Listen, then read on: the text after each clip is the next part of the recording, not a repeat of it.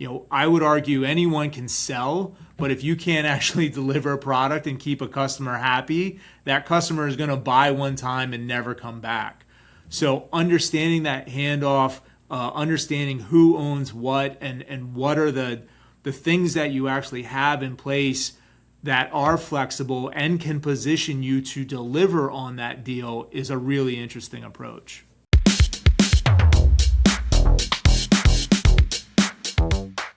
Welcome to Agile Talks. I'm Sean Kane here, always with my buddy and fearless leader, Mr. Mark Beatty. How's it going, Mark? Good, Sean. How are you this afternoon? Doing fantastic. So today we're going to cover the tension between customer needs and operational constraints, right? So sales is wired to say yes. Operations is wired to say not so fast. It's the oldest tension in the business. Meeting customer expectations without overpromising, eroding margins, or creating operational chaos. So today we're going to unpack why sales pushes for speed, customization, and flexibility. Why operations pushes back with process capacity limits and risk concerns, and what happens when this tension shows up in real deals and real customer conversations. So Mark, let's start with a story. Can you share a time where you or your team said yes to a customer and operations paid the price?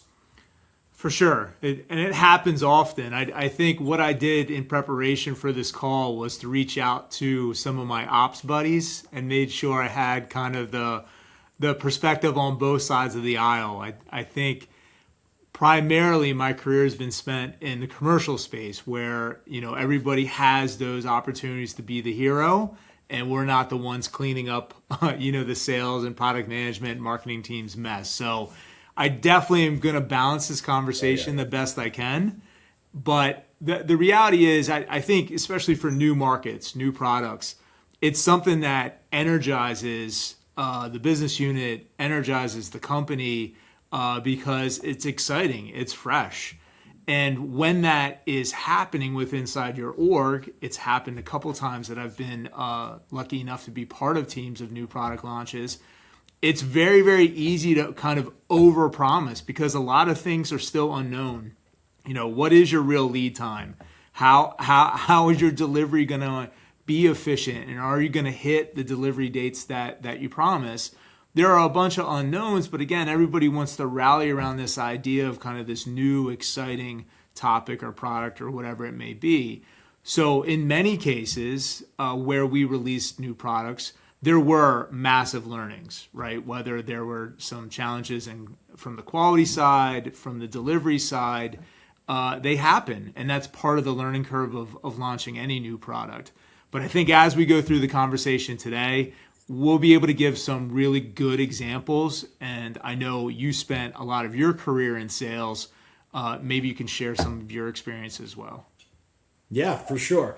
Yeah, it's, as salespeople, it's all about customer first, right? You want to, you're on a call with them, they're asking for something, you're trying to get a deal done. You want to say yes to everything they have to say, right? But you're never really thinking about, okay, the delivery team has got to take this over and take it to the next step, right? So how do you balance that?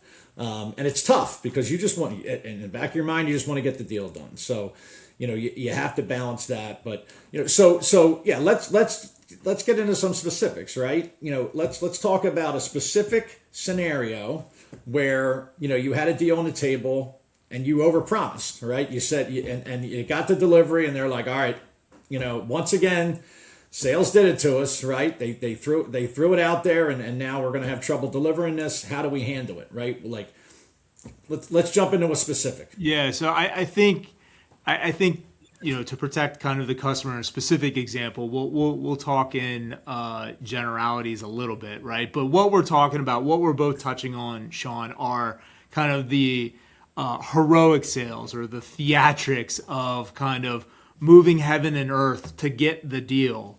And I think within a lot of organizations, that behavior is actually rewarded, which is great, but it has to be on kind of an exception basis. Every deal can't be a Herculean feat that goes way outside kind of the standards or the regimented processes that you have in place. ops comes up with a lead time or inventory is in place for a reason. There is kind of magic in the madness, right? There's a reason of how these plants and how these operational schemes are set up.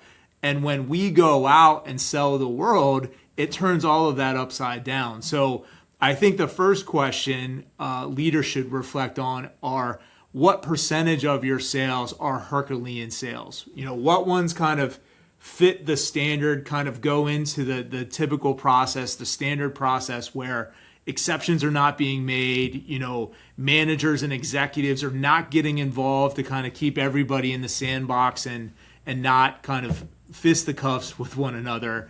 If that's a small percentage, then it's probably a healthy debate. It's a good tension to have. But if those sales or those kind of exceptional sales or those Herculean sales become the rule, then I think there's an opportunity to either understand why, right? Maybe the processes, maybe the levers you have in place are not competitive to your market. Why are we always responding to a competitor? Why are we always late? Things like that. It may be an opportunity to pressure check where you are compared to your peers and your competitors. But it also may be able to level set the team as well. Yep. Yeah, for sure.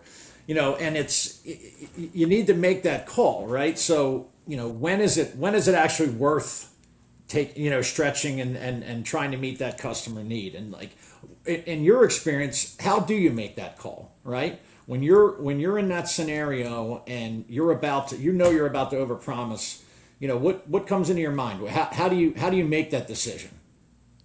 I think it is a team decision, and it can be really skewed, as commercial folks that are incentivized to sell, and we see kind of the big paycheck like on the table. We're going to go fire and earth to kind of get that deal over the line.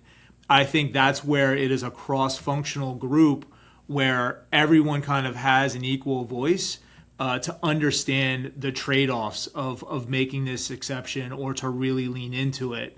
But that handoff is 100% where the deal actually gets done. I would argue anyone can sell, but if you can't actually deliver a product and keep a customer happy, that customer is going to buy one time and never come back.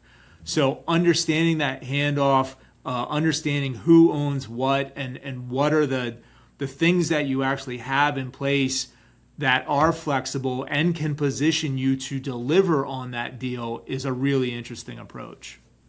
For sure. Yeah. And if you can strike that balance between sales and ops, right, that's where you're gonna see that harmony, right? Yeah. What happens when one side wins too often, right? Either sales is getting their way or operations is playing it safe, right? You have to strike that balance, if we bring it back to sort of our industry, right, and the things we bring to the table with 3D agility, what does enabling our delivery teams, with better data, right, better part visibility, right, alternative manufacturing options, when we enable those delivery teams and then we're able to strike that balance, right, how does that enhance our the situation, right? When you bring those things to the table, I think it can do a lot. I think the use cases that we've worked with clients on, it really is an opportunity to take a look at where some of those tension points exist and how can some of these new tools unlock that value. So hypothetically, if it's sales professionals finding and recommending the right part. So if we start at the catalyst of this discussion and he or she is working with a customer and they never recommend a part that's out of stock or challenged to produce, or we haven't made it in 5 years, so now it's going to send the operational teams on a wild goose chase, you're already bypassing a lot of the noise. If you believe that the sales professionals are well trained and they know what to sell and your catalog is up to date, then maybe it's an opportunity to look further downstream. So it could be pricing, It could be your inventory management, where you're putting more insights on the forefront to let people make the decisions up front and kind of on demand versus waiting days, weeks, months to find out that you have a problem. And that's typically where a customer will get really frustrated, that they actually don't know that the promises can't be met. It's not a day or two that they don't find out. It's weeks or months later that, hey, NASA, we have a problem and now we have to pivot. So I think anywhere that you can create some additional insight, anywhere that you can create time for the teams to have additional time to make these decisions, that is a win-win for everyone inside the company and, most importantly, your customer. I love it. I love it. Totally great insight. So, to wrap it up, Mark, we know that this age-old tension will never go away, right? Sales will always push for yes. Ops will always try to protect the business. Yep. The organizations that get the right systems in place and shared visibility, both sides then win, right? So it's not about one side winning now. It's about building the capacity for both to say yes more often and confidently. So thanks for listening to Agile Talks. I'm Kane, again, with my buddy Mark Beatty, and we'll catch you next time. Thanks, everybody.